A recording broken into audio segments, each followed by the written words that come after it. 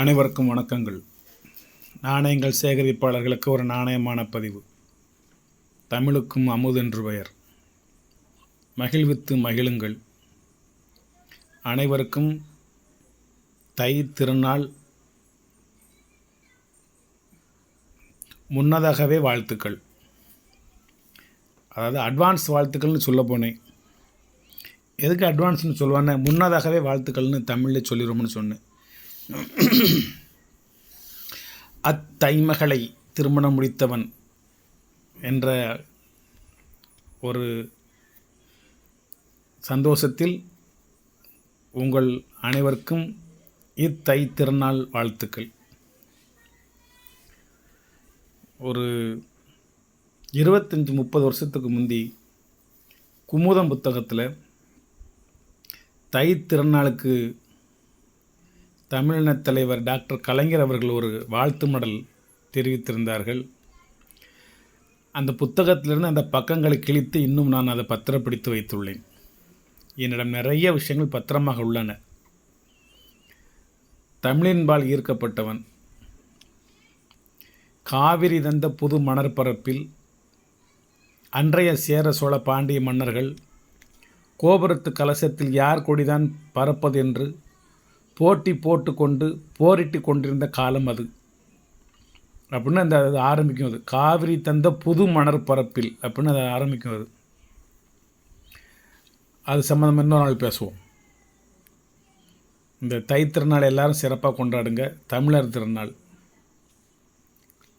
இது ஒரு அந்தமான் நிக்கோபார் தீவில் உள்ள ஒரு செல்லலூர் ஜெயில். அந்த யூனியன் பிரதேசத்தில் உள்ள போர்ட் பிளேயர் அப்படிங்கிற ஒரு இடத்துல இருக்கின்ற ஒரு புராதனமான பழமையான ஒரு ஜெயில். தமிழகத்துக்கும் இந்த ஜெயிலுக்கும் சிறைச்சாலைக்கும் நிறைய தொடர்புகள் உண்டு. உலகிலேயே மிக பழமையான குடிகள், பூர்வ குடிகள் அந்தமான் நிக்கோபார் தீவின் காற்றுக்குள் இன்னும் வாழ்ந்து வருகின்றார்கள். மனிதர்களை கண்டால் அவர்களுக்கு பிடிக்காது. அவர்கள் இன்னும் அவர்களை மனிதர்களை மதிப்பதில்லை. மனித இனம் அப்படிங்கிறது அவங்களுக்கு என்னென்னு தெரியாது இன்னும். ஆனால் மனிதர்கள் காட்டில் வேட்டையாடி கொண்டு வாழ்ந்து கொண்டிருக்கின்றார்கள். மனிதர்களை கண்டால் அவர்களுக்கு பிடிக்காது, கொன்று விடுவார்கள். அதையும் மீறி ஒரு சில ஆராய்ச்சியாளர்கள், விஞ்ஞானிகள், சில த்ரில்லிங்கை எதிர்பார்க்கக்கூடிய மனிதர்கள் ஒரு சில பேர் போய் பேட்டிலாம் எடுத்து நிறைய செய்திகள்லாம் வந்திருக்கு நமக்கு. அந்தமான் நிக்கோபார் ஒரு எம்பி தொகுதி வரை ஒரு உண்டு. எம்பி தொகுதி ஏற்கனவே ஒரு தடவை முன்னால் ஆசை தம்பி அப்படின்னு சொல்லி ஒருத்தர் அங்கே நின்று வெற்றி பெற்றார். ஆசைக்கு ஒரு தம்பி, ஆசை தம்பின்னு சொல்லி கலைஞர் சொன்னார். ஒரே ஒருத்தர் தான் அப்போ ஜெயிச்சார். அப்போ அந்த அந்தமான் செல்லலூர் போர்ட் பிளேயர் அந்த சிறைச்சாலைக்கும் சிவகங்கை மன்னர்களுக்கும் நிறைய தொடர்பு உண்டு. பிரிட்டிஷ்காரங்க மருதுபாண்டியனுடைய மறைவுக்கு பிறகு அவர்களின் வாரிசுகள் அந்த பெயர்கள்லாம் எனக்கு தெரியும். இப்போ டக்குன்னு சொல்லதுக்கு நான் வரல, மனசு இது அதாவது மறந்து போச்சு. அது சம்மந்தப்பட்ட டாக்குமெண்ட்ஸு, அந்த சின்ன மருது பெரிய மருதுன்ற உண்மையான ஓவியங்கள், அவருடைய வரலாறுகள், நிறைய விஷயங்கள் நான் அதை படிச்சிருக்கேன். ஒரு ஆர்வம் உள்ளவன் அதில். அதில் ஒருத்தர் பேர் துரைசாமி, அது மட்டும் எனக்கு ஞாபகம் இருக்குது மனசில். போட்டில் கூட்டி போங்க, கப்பலில் போகிறதுக்கு 60 நாள் ஆகும். 60 நாள், 40 நாள், 45 நாள். ஒரு 1200 பேர் அந்த கப்பலில் கூட்டி போனாங்க அப்படின்னா அங்கே போய் சேரல ஒரு 300 பேர் தான் சேருவாங்க. அவ்வளோ பேரையும் பசியும் பட்டினியுமா கை விலங்கிட்டு கால் விலங்கிட்டு கொடுமைப்படுத்தி கூட்டிகிட்டு போவையில் மரணித்து விடுவார்கள். மரணமடைய ஒவ்வொரு உடலையும் தூக்கி கடலுக்குள் வீசி விடுவார்கள். அந்த சமுத்திரம், கடல் ராஜா அவர் தான் எத்தனை உயிர்களை உள்ள காவு வாங்கியிருக்காரு. அதில் எனது தமிழ்நாட்டின் சுதந்திர போராட்ட தியாகிகளும் அடக்கம்.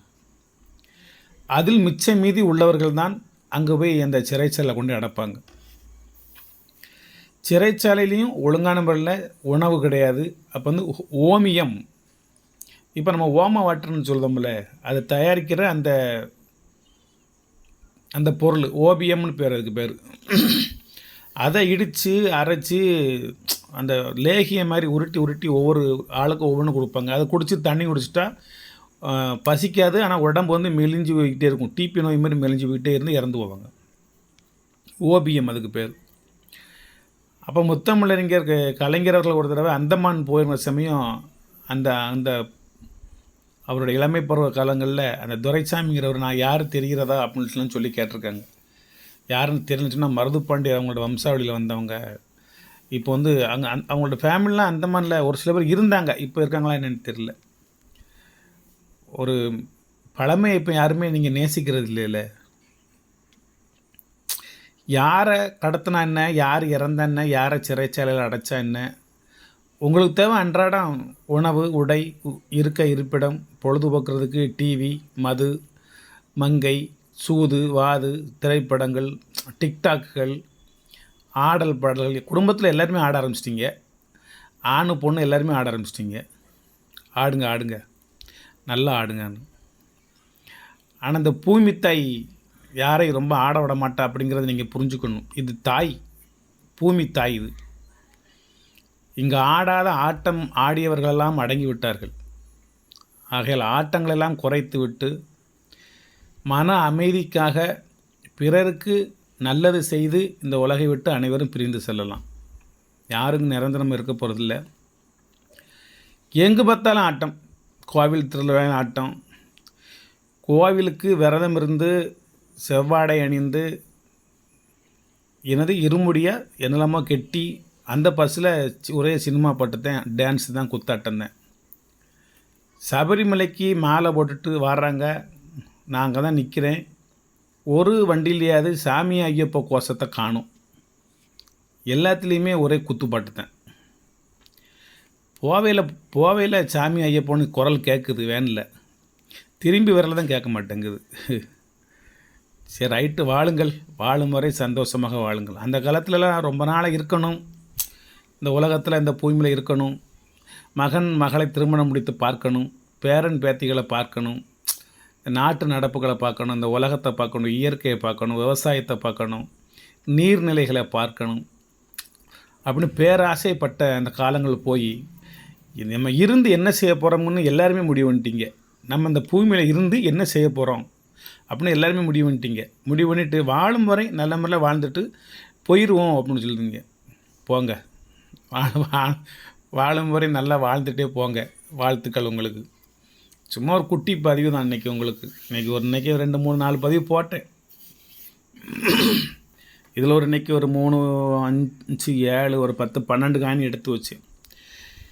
இதில் 4 மினிட்டு வெளியிட்டிருக்காங்க, என்கிட்ட 3 மினிட்டு தான். அதில் ஒரு செட் இருக்குது. ஹைதராபாத், மும்பை, கொல்கட்டா, அது ஒரு செட்டு தான் இருக்குது. மற்றதெல்லாம் ஹைதராபாத் மும்பைன்னு ஒரு 2 செட் இருக்குது. மும்பை மட்டும் ஒரு 5 காணி தனியார். இது ஹைதராபாத் வந்து ஸ்கேரு 300 ரூபா, மும்பை வந்து 150 ரூபா, கொல்கட்டாவும் ஸ்கேர் தான், அது 200 ரூபா.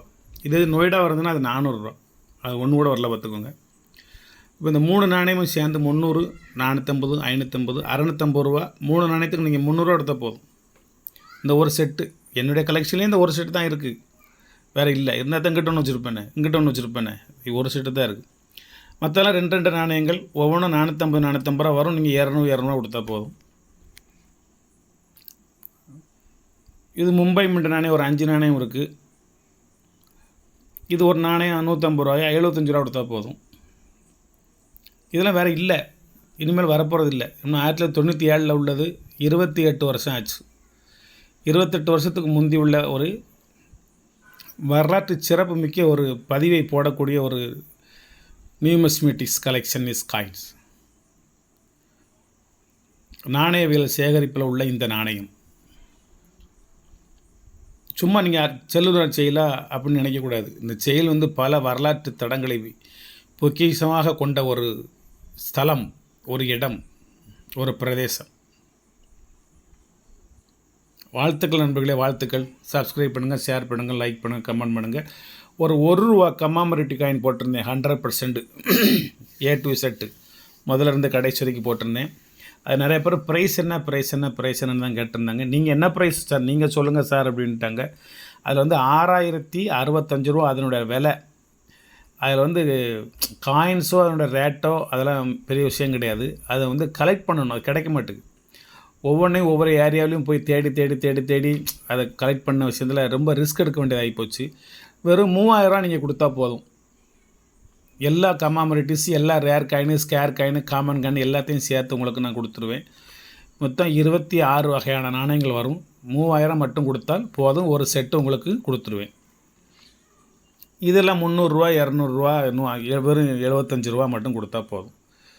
பொங்கல் சமயம் செலவு நிறையா இருக்கும். அது மாதிரி தொலைதூரத்துலேருந்து சொந்த ஊருக்கு போவீங்க, வேலை செய்த இடங்கள்லாம் இருந்து போவீங்க. தமிழர்கள் எங்கே இருந்தாலும் தமிழர் திருநாளை நோக்கி வருவீங்க. போகி பண்டிகை உண்டு, மாட்டுப்பொங்கல் உண்டு, திருவள்ளுவர் தினம் உண்டு, உழவர் தினம் உண்டு, தைப்பொங்கல் உண்டு. இதுக்கு இடையில நீங்கள் அலங்காநல்லூர், பாலமேடு யாராவது ஜல்லிக்கட்டு பார்க்க போவீங்க, கலந்துக்கிட போவீங்க. நிறைய விஷயங்கள், நிறைய விடயங்கள் உங்களுக்கு வாழ்க்கையில் இந்த மாதம் நிறைவேறும். தை பிறந்தால் வழி பிறக்கும்ங்கிற மாதிரி உங்கள் எல்லாருடைய வாழ்க்கையிலும் துன்பங்களெல்லாம் அகன்று இன்பங்கள் பெருக இறைவனை வேண்டுகின்றேன். நன்றி நண்பர்களே, நன்றி.